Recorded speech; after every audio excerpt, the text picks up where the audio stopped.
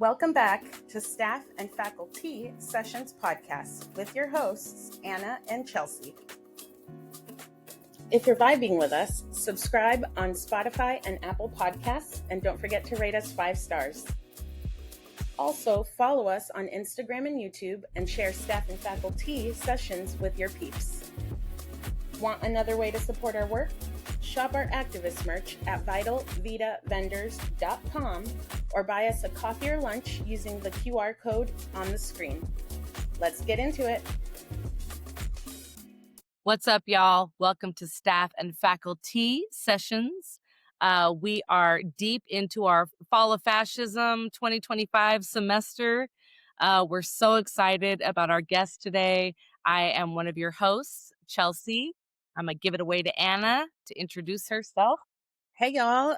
Good to see you all, and so excited for our guest today. I'm Anna, and my pronouns are she, her, ella. And I will introduce our fabulous guest today. We have Zachery Ortiz. And Zach, would you like to introduce yourself? Yeah, thank you for having me. I'm Zach Ortiz. I am a labor rep for CSEA, California School Employees Association, although I'm not representing them at this capacity, but just providing my experience as a labor rep in the labor movement. Also, as a member of the National Brown Berets, originally of Sacramento 916 chapter up there up north during my time at Sac State. I'm an SB native, and I'm excited to talk about activism, leftism, labor struggle, and everything all above with you guys. We're excited too. You're going to fit right in. Well, do you want to start by checking in with each other and kind of just dropping into our session? How are we feeling? There's a lot happening all day, every day. So let's kind of put whatever's in the room here and get going. Just checking in. I'm obviously, it's tough living in the fall of capitalism. You know, it's like you feel like you wake up some days you feel hopeful, and other days not so much. You know, I think about like my son's future, and I think about this pension that I got and whether or not it'll be even not worth anything at the end of the fall of the empire, and you know, all that kind of shit. You know, anxiety, climate anxiety, fascism anxiety.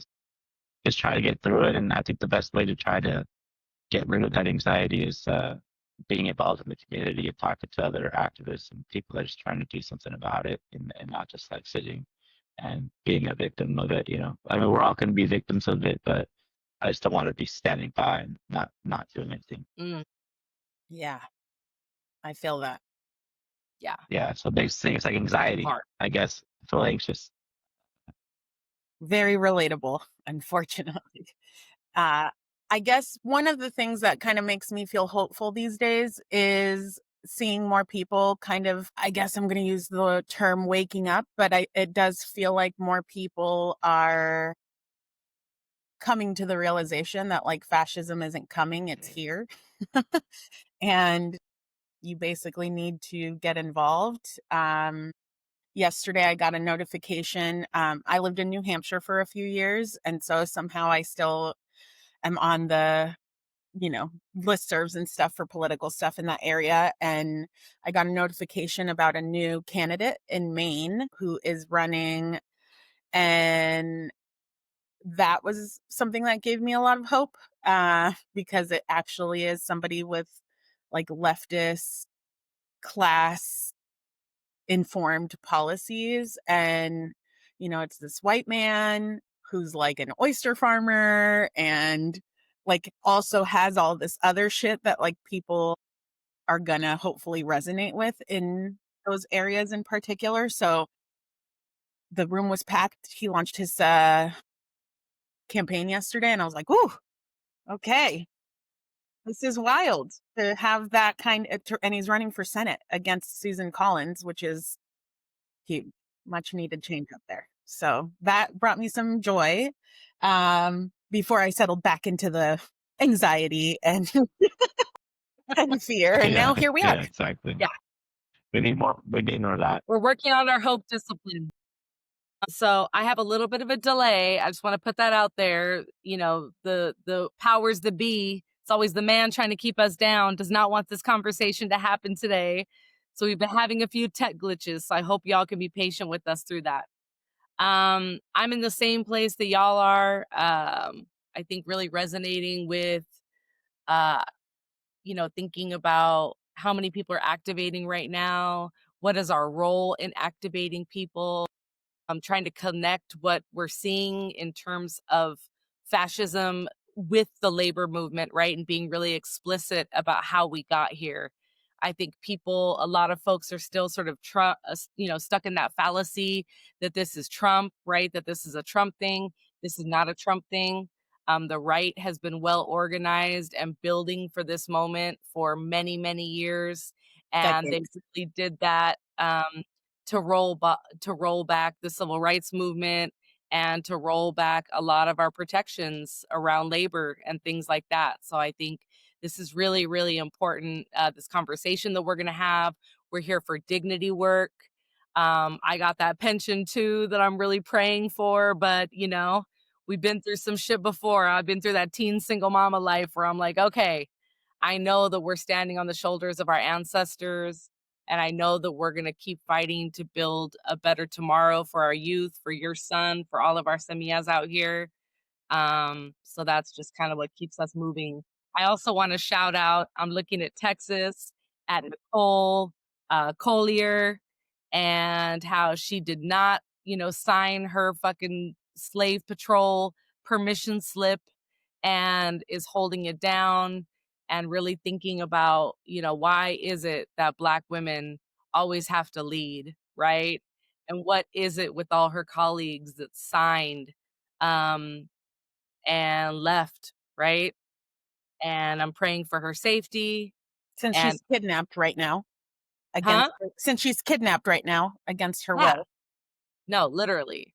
Um, and she looks so fucking unbothered. There's a photo of her like with her feet up and her little sleeping mask on. I was just Yeah, like, she spent the night She's like, there. I That's came crazy. prepared. Like I saw that. That's insane. But They locked her in there.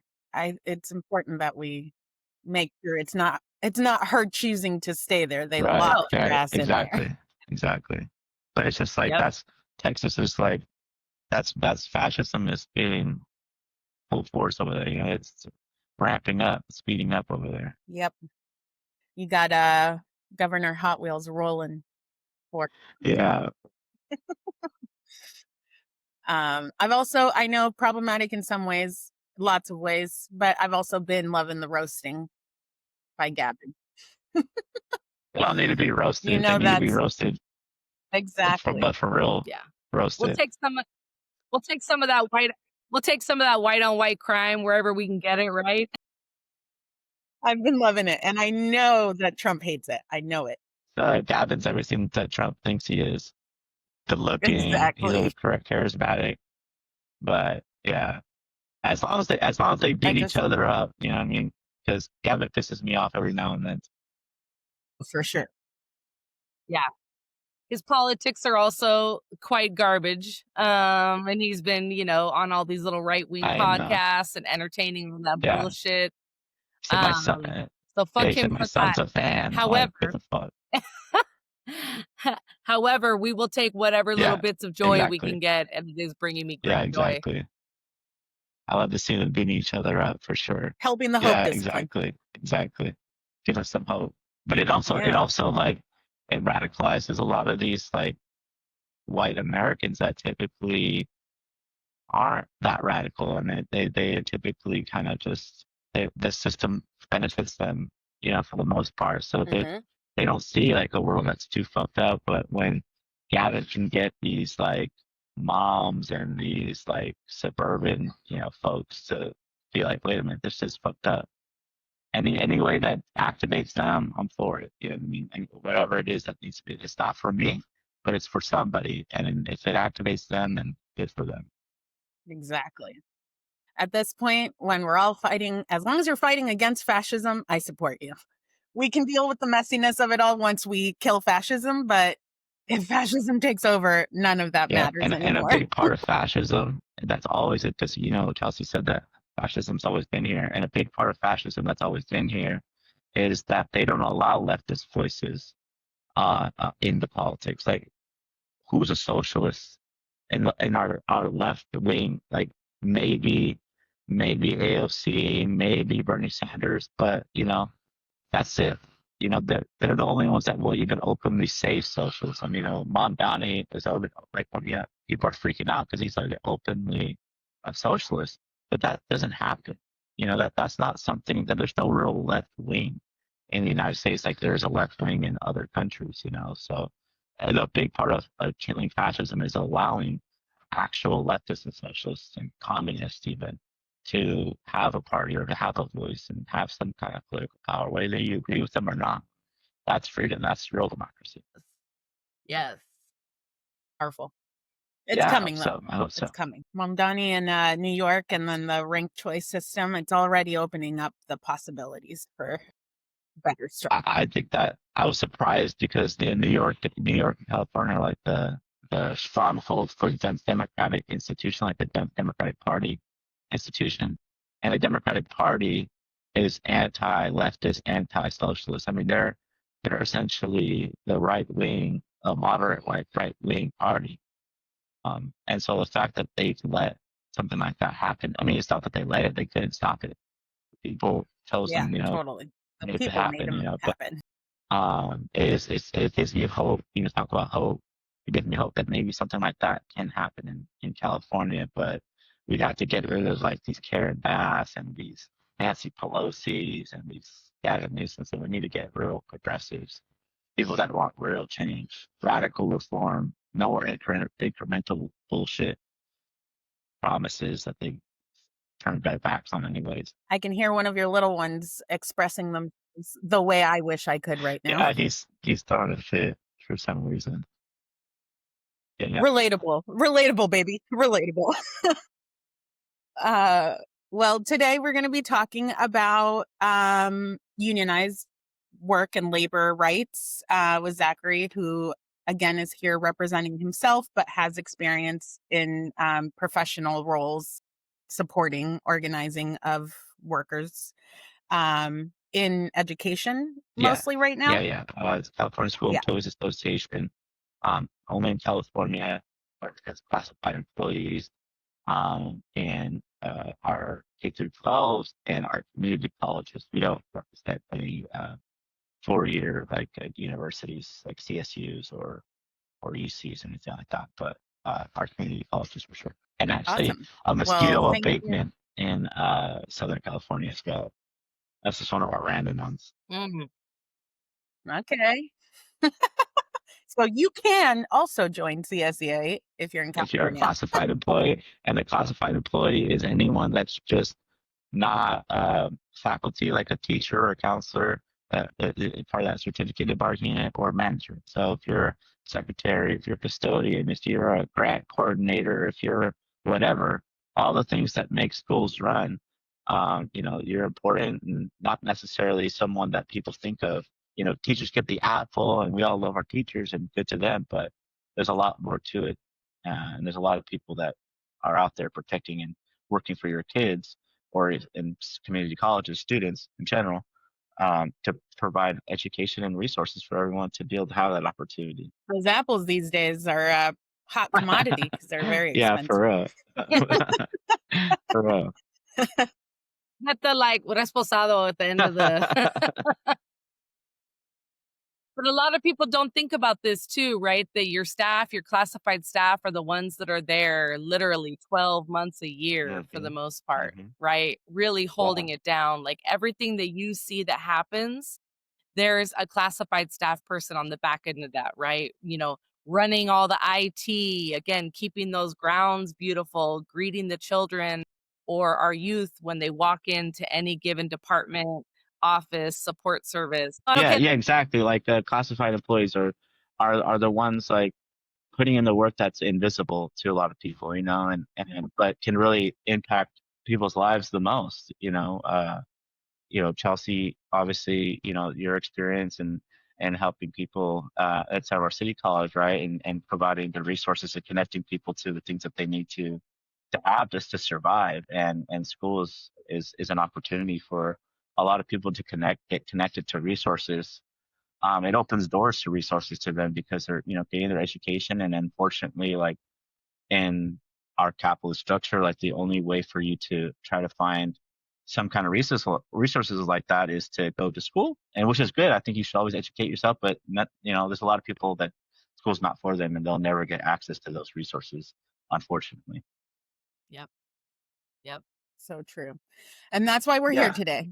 Our goal is to have a different method of delivering information that we think is critical for everyone to be aware of. And so we hope that after listening to this episode, you'll get some information that maybe you didn't have before that will help you build your knowledge base, that will help you build your courage, and hopefully help you get started on whatever place you are in your organizing journey individually and collectively, because we are all needed at this time. And, there's a lot of movement toward union busting and really moving away from protecting worker rights. There's, that House bill that's on the docket where they're basically trying to take away the employee title and designate everybody an independent contractor, which they're trying to sell as awesome freedom and flexibility, but in reality, you're going to get fucked yeah, over if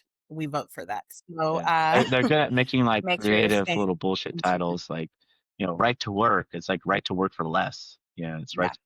Yeah, yeah, So exactly. it's we've seen it in Utah. We see it with federal employees not being able to collectively bargain, and unfortunately, in the United States, unionism is only at like 11% of the workforce. And a lot of that is public workers, state employees or federal employees, because the private industry has effectively, squashed union existence from the face of this country.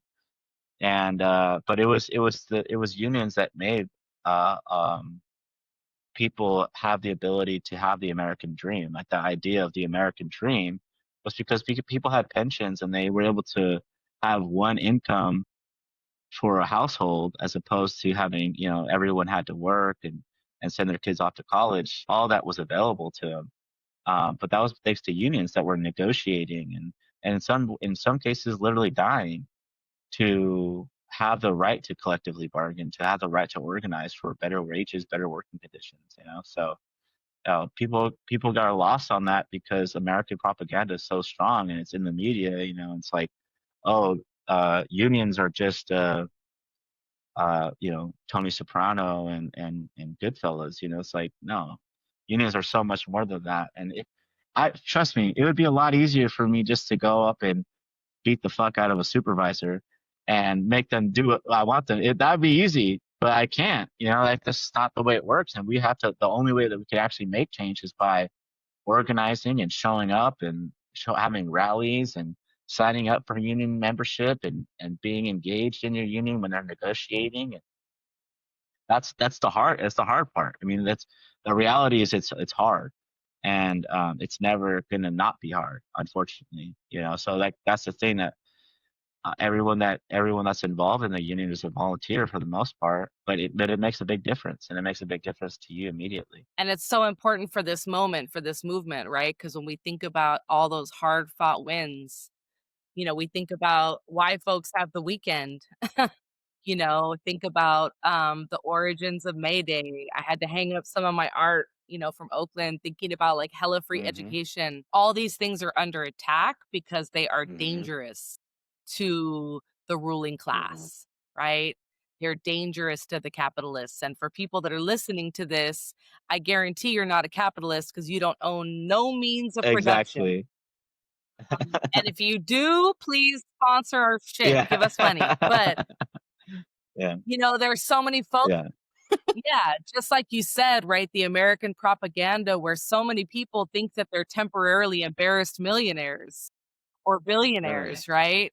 And Hmm. it's like, no, they're coming for all your shit. And Yeah. instead of us fighting against one another, we need to be organizing and fighting to maintain what has been won. Exactly. And I think that's the big message of this moment, right? Is when we think about our civil rights protections, and again, the US has always, Hitler got all of its lessons from us, not the other way Right. around. Um, but the labor movement is really where Mhm. it's at, where it should be. And there's a lot of work to be Mhm. done there, right? Right. I think I've shared this a little bit. My bonus dad is a Latino political race theorist and did a lot of work around Chicano movements and things like that. And then he started working, a lot of his most recent work was with the Democratic Party and with unions. And a lot of that was around the Democratic Party refusing to address and talk Yeah. about race, and then working with the unions to say, and he did this whole free program actually that's online, um, where you develop a race class Mhm. narrative and you get to really understand why that is so Mhm. important. And when I think about CSCA, one of the things I love that I guess I didn't really realize until I think I saw a statistic, was that, you know, most of the members are women of Mhm. color, right? They're mothers, they're parents, they're caretakers, they're Mhm. aunties, they're people that are really doing that loving caretaking work in the community as Mhm. well, right? They're all got them second Yeah. shifts. And for them to have dignity in the workplace as well, and receive the kind of pay they Yeah. deserve so they can live in the communities where they Yeah. work. It's really like in my experience, I've come into contact with majority women that are like leading this movement, and it's I don't like again, I don't know if it's just like men don't believe in unions because like they are so hyper focused on like this idea that Americans push at like hyper individualists, like, well, I don't need a union. I'm a great worker, you know? And it's like unions aren't for only bad workers, you know, they're for good workers. There's a lot of good, great workers that never get the recognition they deserve. Because in America they think like, oh, this is a meritocracy. It's like there's no meritocracy here. It's who you know. I mean, look at Donald Trump. You know what I mean? Like if he's the meritorious, like he's a fucking idiot. You know what I mean? And he's supposed to be like great because he's rich. It's like he got that money from his dad. And it's like they didn't earn anything that they had. If they had the same financial circumstances that I had, he wouldn't be shit. You know what I mean? He'd just be a fucking loser, you know? And he'd probably be in jail, like dead ass in jail because he's a fucking rapist. But because he's so rich, he could get away with rape. You know what I mean? So it's like, it's just 34 crazy. felonies. It's just crazy. Yeah, exactly. Yeah, 34 felonies. Yeah. I mean, he's a And piece of shit. I just want to say, even though he's rich, he is still a loser. Let's not take that away from him. Oh yeah, he's a What fucking you're saying, loser. I'm just kidding. Yeah, Introduce yeah, Eric. I'll step yeah, in. yeah, but I'm saying like you know, they think he's a winner because he's got money, but he's not. He's just a fucking piece of shit. If you actually knew him, if you actually was it like imagine if he was like your uncle that you have to deal with, like you'd be like, dude, that my fucking I have to go talk to my shitty ass uncle. You know what I mean? You all know, we all have that uncle. Yeah, we all have that uncle, We exactly. have to deal with him. Yeah, I don't talk to that motherfucker anymore. yeah, yeah, But, you know, exactly. also how much of his wealth was built on, again, nobody gets wealthy on an island, right? His dad was a whole ass Nazi, and I can't remember how he made his money, but I'm sure it was on the backs of people. Yeah, real Um, estate, Real fucking estate, right? And leeches. so then fucking Trump, like, you know, did all this shady shit, broke all these laws, broke all the housing laws, discriminated against black folks, like, you know, didn't pay his workers that did work on his properties, like on and on and on, right? And when folks in the margins need help and get, say, you know, it's a handout, right? When folks literally get to access the resources that we pay our taxes for, it's a handout and they're shamed. When Mhm. Donald Trump and all his cronies abuse the tax system and abuse all the write-offs and legislate themselves into billions, Mhm. you know, they're smart businessmen, right? That's the great con that is just, again, it's incredible. A lot of my stepdad's work was talking about like how the right has conditioned middle class and poor white folks to vote against their own best interests for decades. Yeah, yeah, And I think what's troubling now, as you know, all like Latina folks on this, is like seeing that, you know, what's happening in our Latinx community, especially with the men, going back to that like rugged individualism, the machista shit. Like, I don't know what it is, Hmm. but Yeah. it's That you the know, it toxic hurts. grind culture, especially like, Mexicans and Chicanos, like with like these just young men, they grow up and it's like it's about working hard. You work hard and you'll get what you want. And you're just like, I work two, three jobs and it's just I kill my body. And it's like, well, when your body can't continue, what are you gonna do? Is it because you're lazy or is it because you fucking worked yourself to death?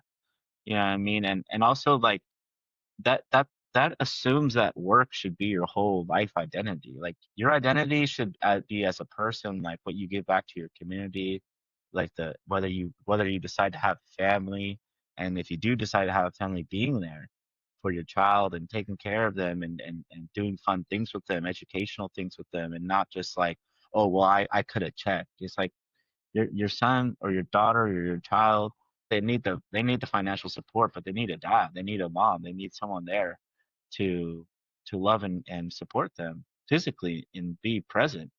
And it's not about just like grinding but like unfortunately a lot of like the Latino men that I come across, like they think that you know, that's all they have to do is just work. And it's like, no, dude, like you have to do so much more than that. And but they also fall into these like opinions, like this alpha male, like, oh, woman needs to be in the kitchen because my mom does this for me, she does that for me.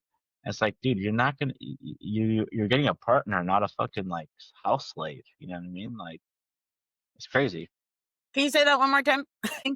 All of that you're saying is really making me think about how, and I feel like I'm someone who's always kind of questioned authority and always wants to know why we do things.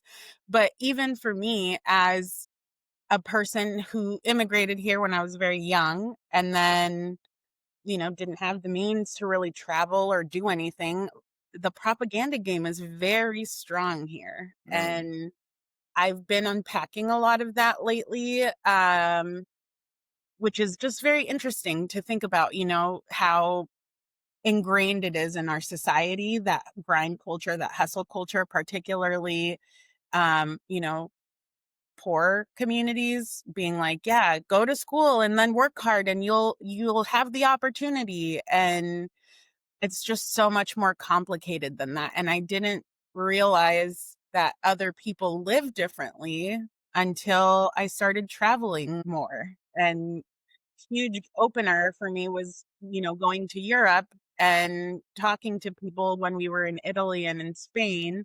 And I'm certainly not trying to say that life is perfect there, but people never asked me what my job was when we would meet people because they don't care. Their jobs are like the thing that you do to get money to do all the other things that you actually want to do. And that was really shocking to me because it felt so different from here where it's like, hi, what's your name and what do you do?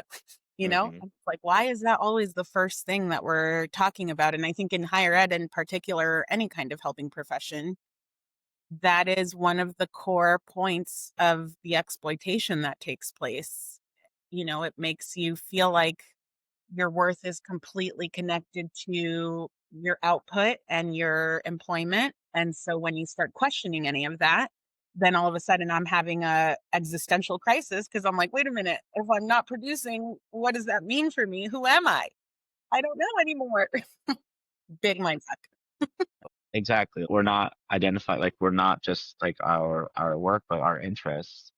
And I think like the thing about, travel, it's like I think about this too. Also, it's like it's tough traveling, because one, it's like hard just to even afford to get out of the country, but also like when you do, um, we live in a capitalist system no matter what. So it's like, can you travel without exploiting that area as well, and so it's like when you travel, it's like you come, especially as an American, and we come and it's such like a culture shock for us and the way that different cultures operate. But it's also like I feel bad as being American. I also feel bad like traveling almost because like you see like Spain.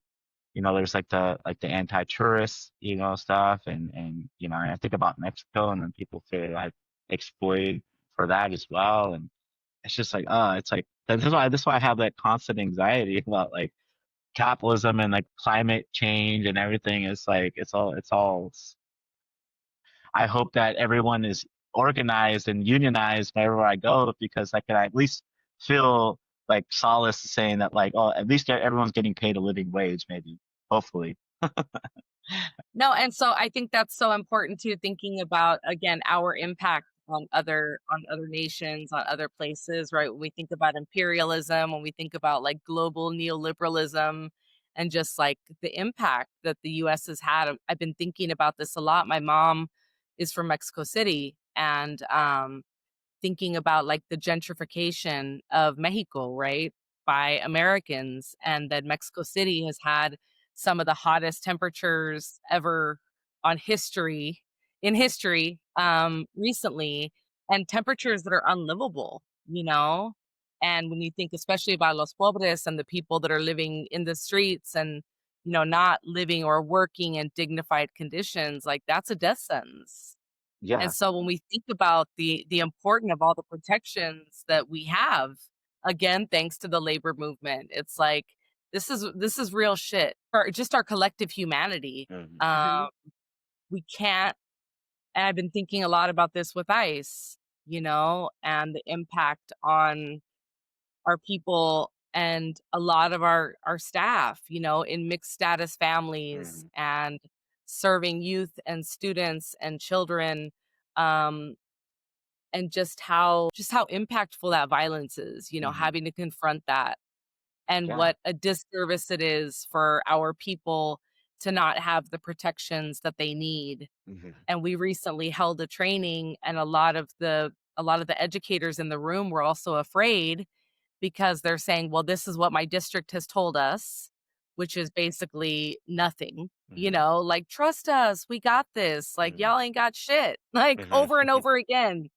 um and thinking about like breaking the rules, right? And Hmm. so I've really been, Anna and I both, really kind of having people like agitate and struggle and interrogate that little like inner cop that is capitalism, that is Yeah. your manager, that is the man, Hmm. that tells you that you have to do things by their book, Hmm. right?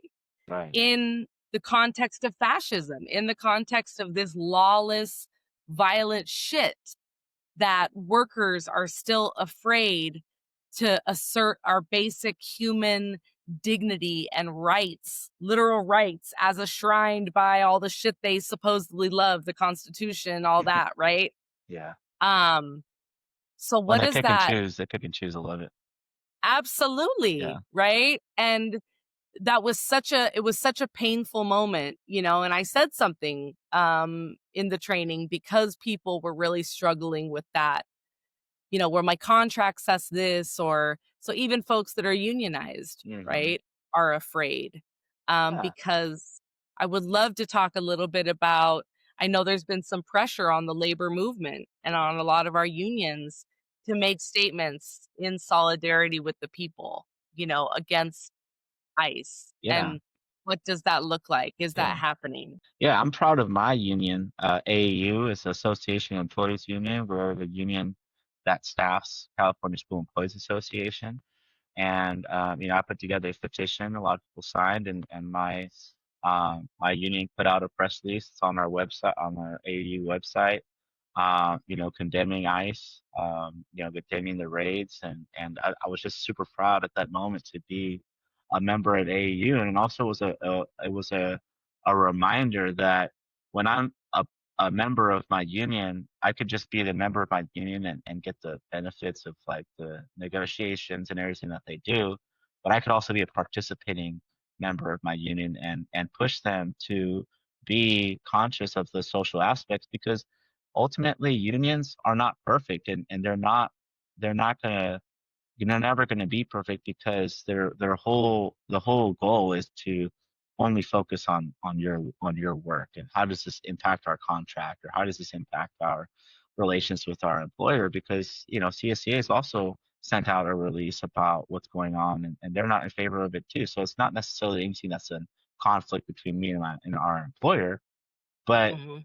so you got to convince people in your union, like, hey, this is something that we should say something about, not necessarily because our statement's going to change anything, but it's going to show that in this moment in history, we were on the right side and we chose to say something. And it may be symbolic, but fuck it, it's something, and we could also make other people in our union be aware that, like, hey, when you're a member of our union, this is what it means. It means that we support justice and liberty and protection for all, even if you're not in our union.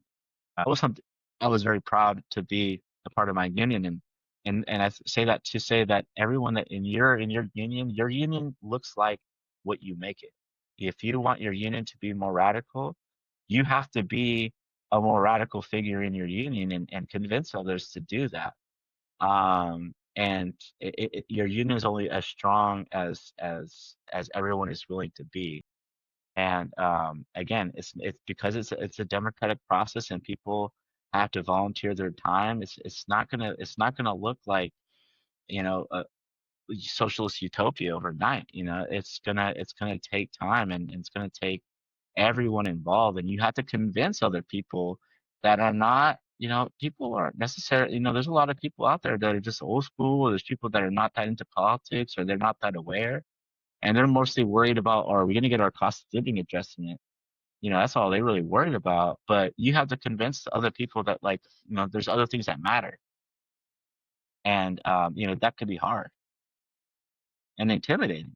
That actually kind of brings up a question for me, which I think a lot of people that I have spoken to, I think get stuck in this place of like, I know something's wrong. I know there's more we can be doing, but how do I do that? It just feels so daunting and overwhelming, especially if you're in a place, we have listeners all over the country. So if you're in a place that is very visibly and actively hostile to unions and those ways, like, do you have tips on how folks can start that process of, you know, solidarity?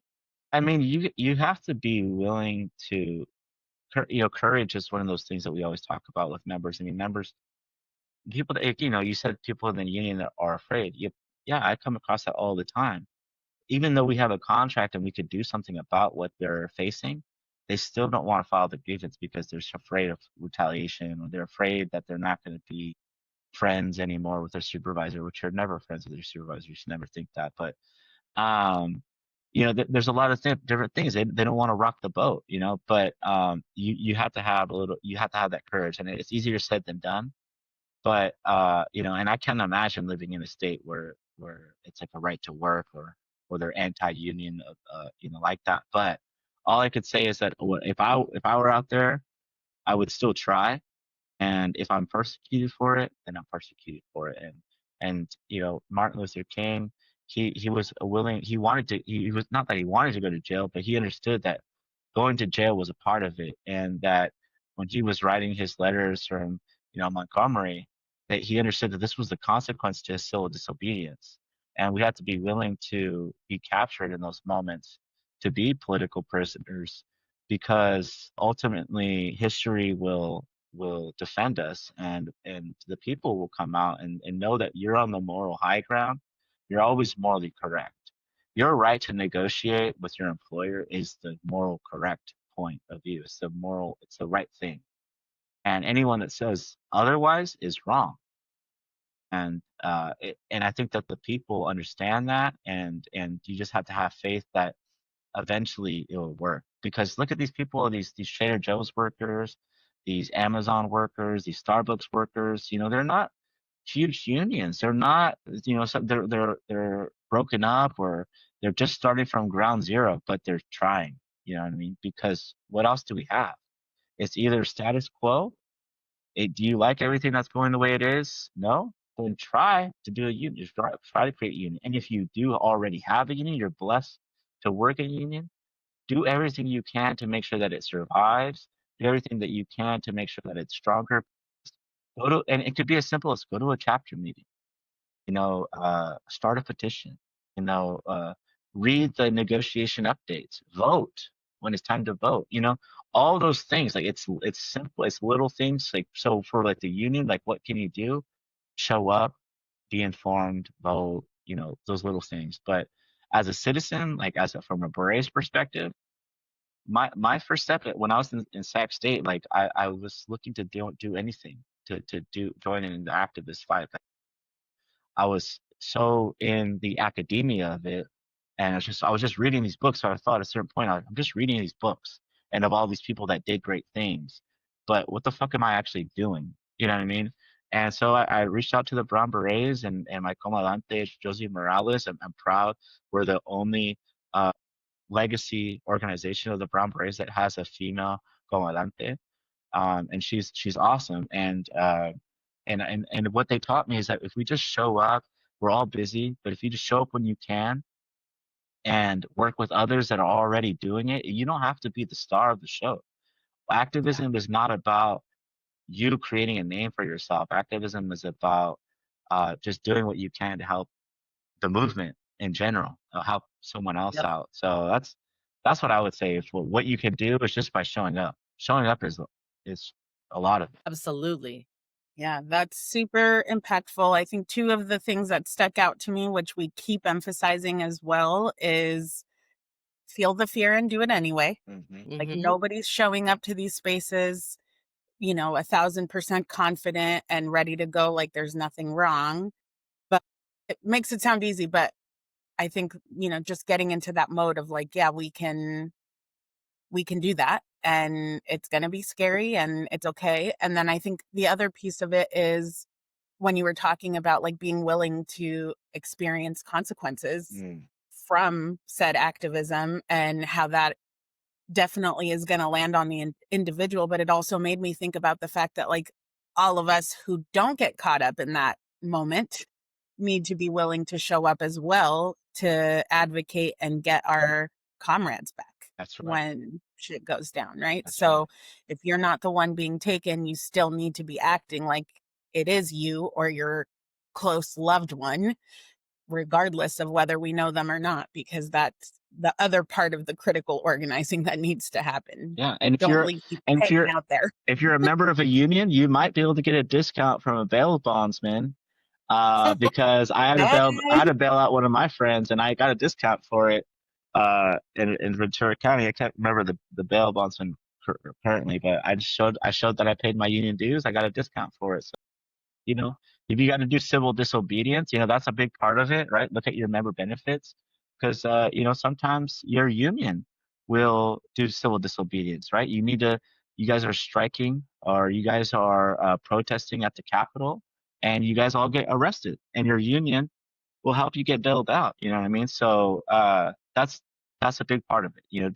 Don't be afraid of the civil disobedience. When I spoke at the Goleta council meeting, they had a special meeting, and I went representing the Brown Berets, and there's this conversation that their attorney for the county was talking about. Well, there's only so much that we can do, and there's a lot of laws and da da da da da.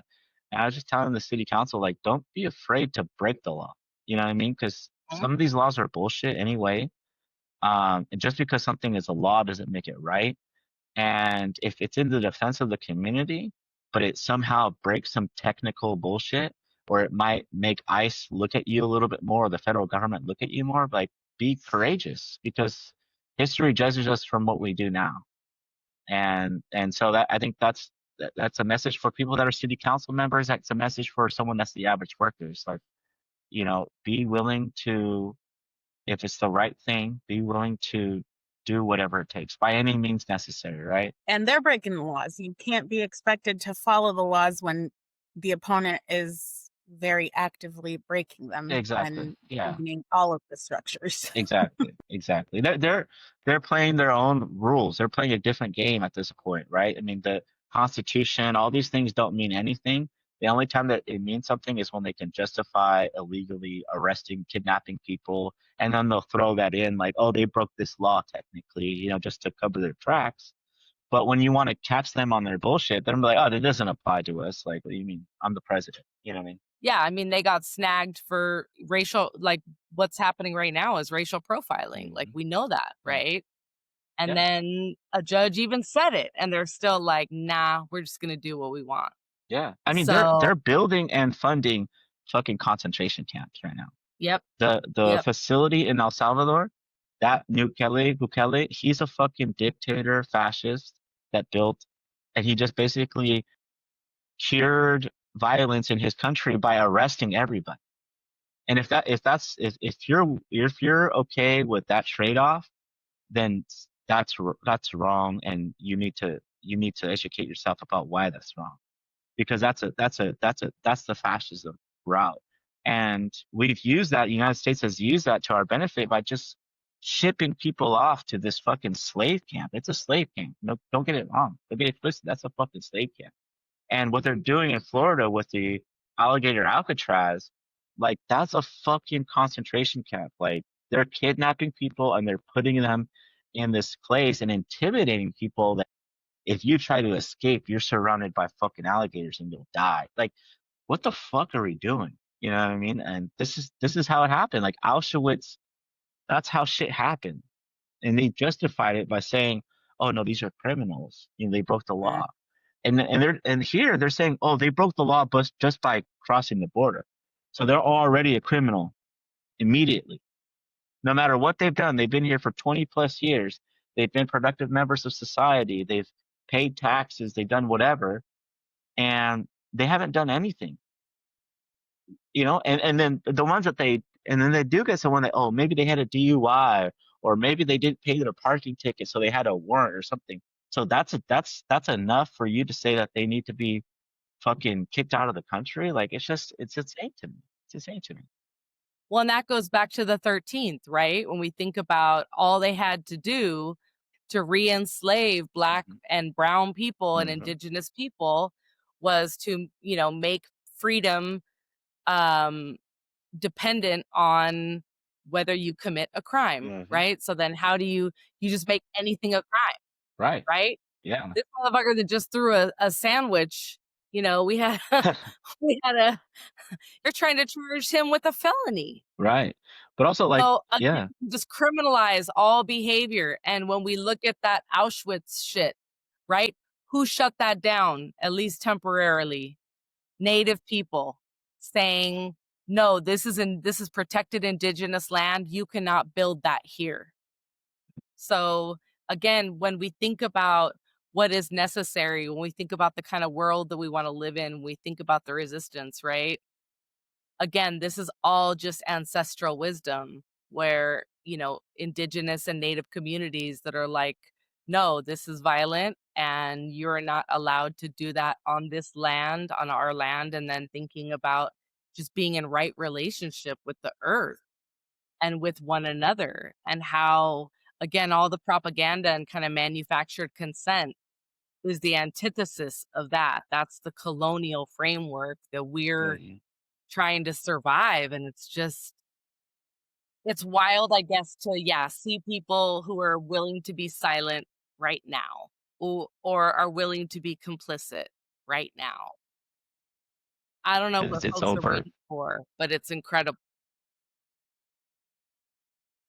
But I think that there's a lot of people that don't want to get involved because they their number one thing is like, well, my priority, the thing that's gonna feed me is work, and I just need to do work, and that's all I need to focus on, and I don't have time to think about anything else. Which, that's what capitalism does, and that's why a lot of people are disengaged in democracy to begin with.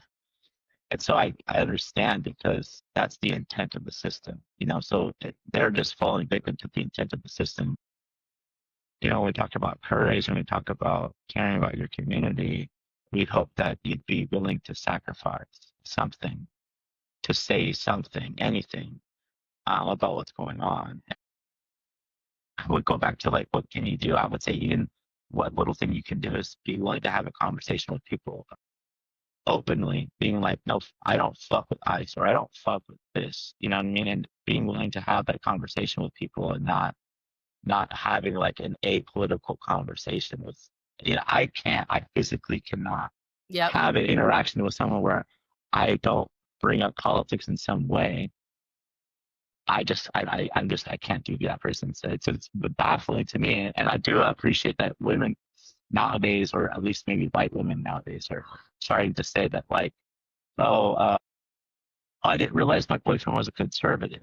Or, it's like, how did we never had this conversation with them? Or like, but they're starting to say something now, which good, whatever, better late than never, I guess. But I just can't imagine like being in a relationship with someone and not knowing what their politics is, it's crazy. That's why, honestly, at this point, so I make t-shirts, and at this point, my uniform is always some sort of t-shirt that makes it clear. I don't even want to walk around with anyone having any question about what my stance is. I'll wear it to my doctor's appointments. I'll wear it to like any service provider that I have.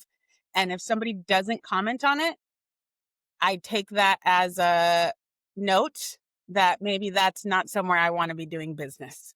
Yeah, yeah. And as a brown woman, you should definitely be wearing something showing that you're at a doctor's appointment, because how the medical racism goes too. Yep. Exactly. So Yeah, I'm like, revolution, you in or you out? yeah, Because I yeah, need to know. It is critically important. You're literally in or in the way. Yeah. And that's I love you talking about the I mean, I could talk about white women all day. But a lot of that shock, right? That trad wife stuff and all that. And you're like, yeah, oh, so you don't see me as fully human either? Like, dumb, again, it's that whole like people just moving in proximity, right? If I'm in proximity to white maleness, then that means power for me. And it's upsetting because, again, you see a lot of this happening in our system, in our community colleges, in our schools, right? Where people, and it's a lot of women, and unfortunately, it's a lot of women of color who also are aligning themselves with these really gnarly, authoritarian, anti worker, like kind of fascist, dehumanizing politics so that they themselves can access more power. Right. And it just like that's one of the things that just kind of makes me sad every day. And, some days I wish I wasn't so fucking principled, I guess. But it's true. Like I don't understand, like, what do you have to give away in order to move as that person? Like, again, that dignity work, right? Especially when you're working with students in the margins who are looking at you as somebody who looks like them in order to be a role model, to show what's possible. And you're basically telling them, if you align yourself with this like white supremacist, patriarchal politic and way of moving, you could have this job too. And that just yeah, that just hurts the soul. yeah, yeah. I mean, it's compromising like your morals to get a paycheck, or to be in proximity to whiteness. I mean, to marry someone that's rich and just be like, well, that's his own thing or whatever. And especially in Santa Barbara. I mean, I grew up with a lot of Latinos, and like the goal is to like to marry a white woman, or marry a white woman with money as a bonus, I guess. And I just like um, it's just crazy because we grew up so close to extreme wealth, and we're just like, well, if I could just do this, then I could be just like them. You know Yep. what I mean? Um, so it's just, I don't know, it's just a trip. You know what I mean? Especially going to Santa Barbara. I mean, like, you're so close to the wealth, and everyone assumes, oh, you're from Santa Barbara, you must be rich. It's like, no, dude, like, people work 2, 3 jobs just to fucking survive. And it's like, why? Because, a lot of us have the mentality of, like, I'd rather be poor in Santa Barbara, rich in Bakersfield. You know what I mean? It's just fucked up. But, that's kind of like how I am too. And I make decent amount, and I make a decent amount, so I can imagine. But anyone making less than me, it's like, dude, you're really fucking having a go at it. You know what I mean? Luckily, people, take care of each other, families, for that. A lot of people lucked out and they have like family that bought a house years and years and years ago, and you stuff as many people in their house as you possibly can, you know. But so I know all about that. It's just the truth. And I feel like that's one of the biggest tools for union busting is really trying to isolate you from community and isolate you from seeing the collective power that we have. Can you share a little bit more about what other kind of union busting tactics people use so that Well, they yeah, can even outside of like the federal government just making it illegal, union busting, they used to be able to have like those captive audience, those captive meetings where they talk about, if you see a union, report it to your supervisor, that kind of stuff. Just simple behaviors like, oh, why do you need a union? Or we could work this out together, just us, that kind of thing. They'll fire, some of the stuff is like, it's illegal, but you got to prove it. But they'll just fire you because they think that you're starting a union, you're trying to organize people. Um, you know, they'll, they'll give you a fucked up schedule that they know that you can't work. They'll start denying your accommodations. They'll start retaliating against you in different ways. Um, I mean, look at Starbucks. I mean, they hired the Pinkertons, the fucking Pinkertons, like that. They're still around, and they hired them to fucking help them investigate, union organizing that's going on, and and so it's there's unlimited resources to these corporations. So like organizing in a private industry, it's fucking tough. Um, And so, really hats off to those Starbucks workers and those Trader Joe's workers and those Amazon workers because they're facing the full strength of capitalist power, and it's an everyday struggle for them. But they're fucking brave for it, and they're doing the right thing, and eventually it will pay off. Um, you know, I think my ideal thing is that like we hopefully we don't need unions one day because everything will be owned by the people and the means of the production will be owned by the people and it will be a natural union because we all have a say and there's no boss. But when you're working in the capitalist system, a union is crucial. And so, some Marxist scholars would argue that unions kind of prolong capitalism because they create, they don't allow for the the causes of revolution to happen, poverty and all that kind of stuff. But I don't know. I think that unions could help, especially for really radicalizing them, could help us to that that eventual transition to a true socialist country or economy. So it's just I know there's a lot of scholars that say I've thought on it, but that's kind of like how I think about it. Yeah, I think that's an important kind of interrogation for all of us, right? It's like before we started recording, we were talking about the nonprofit industrial complex, right? And how the nonprofit industrial complex has killed real organizing in the US in many ways, right? It's kind of that controlled dissent. And Hmm. I think about a place like Santa Barbara, where we have the most nonprofits of any other city in the state, last I checked. And the way the workers are treated there, right? The exploitation that happens there. I remember when there was something going on with hotel workers, and we were talking about sort of where things were at. One of my friends from Cause, where things were at with unionizing those spaces. Um, there was like no more unionized restaurant workers in Santa Barbara. There was like Yeah, one restaurant way back in the day, and now literally no unionized restaurant workers in a yeah, community that's all restaurants. right. Yeah, service industry needs to organize. I mean, that would be awesome for Santa Barbara. Service industry to organize would be amazing because there's so much opportunity for it. There's so much workers and there's so much money that comes in and out of there. Yep. Yep.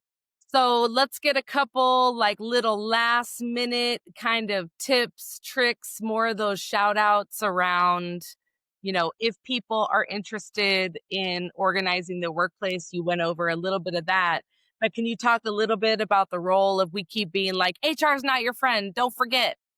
A Yeah, couple of your tips and tricks for that part. Yeah, HR is not your friend. Document, document, document. See Can your you say guys' more what last. that means? The documenting, just like Yeah, yeah. I oh, mean, you guys talked about it a little bit in your last episode. Save your emails, download your emails, uh, you know, take screenshots of your emails, communicate.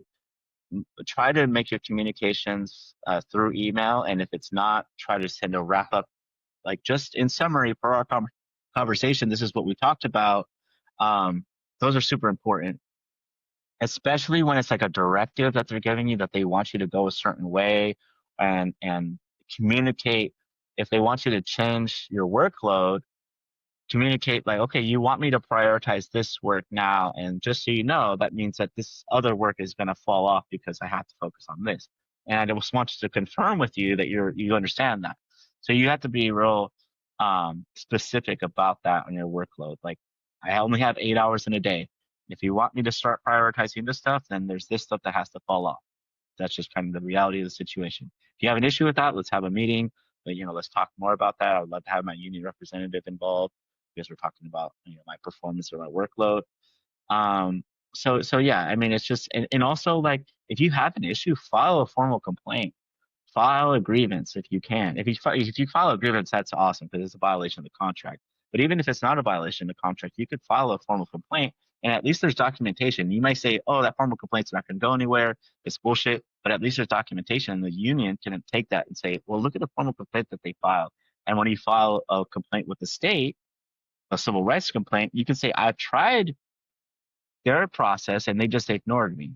And so the state can say, "Oh wow, you're right. You've tried all the avenues, and so this is where you're at." Mhm. that's yeah, super helpful. And again, we're really at this point where what else do you have to lose, really? And in higher education in particular, the budget cuts that are coming are going to impact all of our work, all of our positions. Mhm. So, what do we have to lose at this point? Exactly. You Yeah, know? there might not be education anymore. There Exactly. might just be like a military officer that goes into the schools and propagandizes people. You know what I mean? Yikes. I And do again, have one more question. Oh, sorry. Go ahead, Chelsea. no, you go, friend. I was going to ask because I do think this is an interesting component of the solidarity piece. What role, if any, do you think students can play in this process? Yeah, I mean, so students are, one of those things that districts definitely don't want us to, like, get involved with at all. Not, I mean, in terms of like what's going on with our work, right? Like, they don't want us to shine the light of what of our struggles to students. They want us to be completely separate. They don't want our students to be aware of our struggle.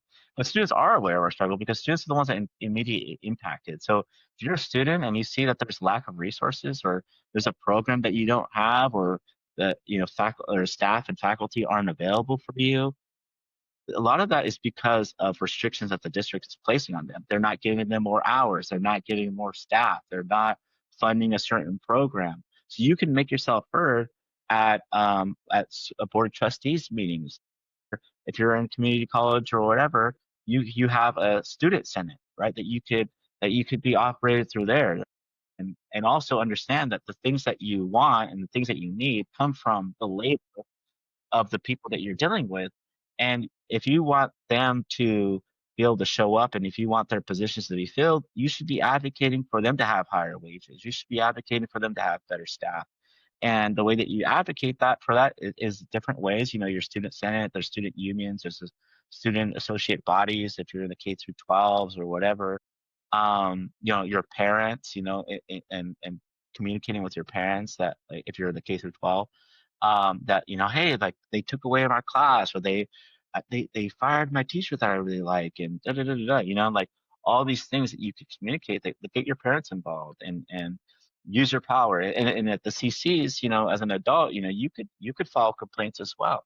You can make requests to the board of trustees. You can say something at your student senate. You could do a lot, and you can even collaborate with the unions and these workers that you're seeing at the CC. Like, if you're a city college student, and you're building some kind of working relationship with faculty or with classified staff, you can say, hey, how come, like what do you guys need? Because like we would like this program to be more expansive. Communicate with them, and maybe there could be some corroboration with union and students to, especially if there's an organizing event, and unions need to use students in different ways like that at community college, right? When you have an issue, the unions need to be communicating not just to our members but to the community and to the students to say, hey, this is the issue, these are the things that is impacting students, and we want you to come out and support us. So it does take unions to reach out to the students as well. And to follow their lead. Yeah, yeah, exactly, exactly. They do tell us what they want. We just need to meet Yes. them there. Yeah, They're the exactly. ones we're serving, right? They should be at the center Exactly. of all the things. Exactly. Exactly. And students usually want us to be supported. You know what I mean? They just don't know about it. Yeah. And usually I say, when the college students are in college, we want to start to see that separation from the parent a little bit and learning to Hmm. step into that leadership role. But sometimes in these situations, if you're one of those kids that has the lawyer parent, Yeah. I'll take them this Yeah. time. Yeah. We'll take the lower parent. As We'll long as take you're the on the lower right parent. side of it. Yeah. Yeah. Yeah. I'm just excited about, I feel like maybe in future, if you have enough time, maybe we could do a two-parter, because I feel like we're bearing witness to all the things that are happening, right? It's an ever sort of evolving politic, Hmm. resistance movement, all of that. And you have so many beautiful insights Mhm. that Yeah. There's it would always be so much going fun. on. Yeah. Yeah. Yeah. Unfortunately. Definitely. Definitely. Yeah. Yep. Well, thank you for taking the time to be with us today and to share your wisdom with our listeners. Um, Yeah. we are closing out the episode, and I wanted to check in to see if there's one kind of lasting piece of advice or action item that you want to leave our listeners with. If you could share that. And then also, if there's anybody that you want to raise your mug to and celebrate in terms of like how they're showing up in the resistance, we'd love to Yeah. hear that too.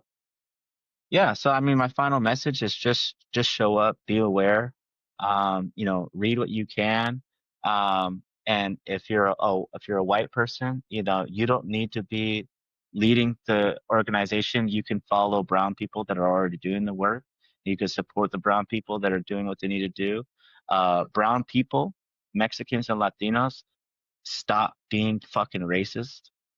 Work with black people. Black people have done so much for our community for civil rights, and Latinos have too.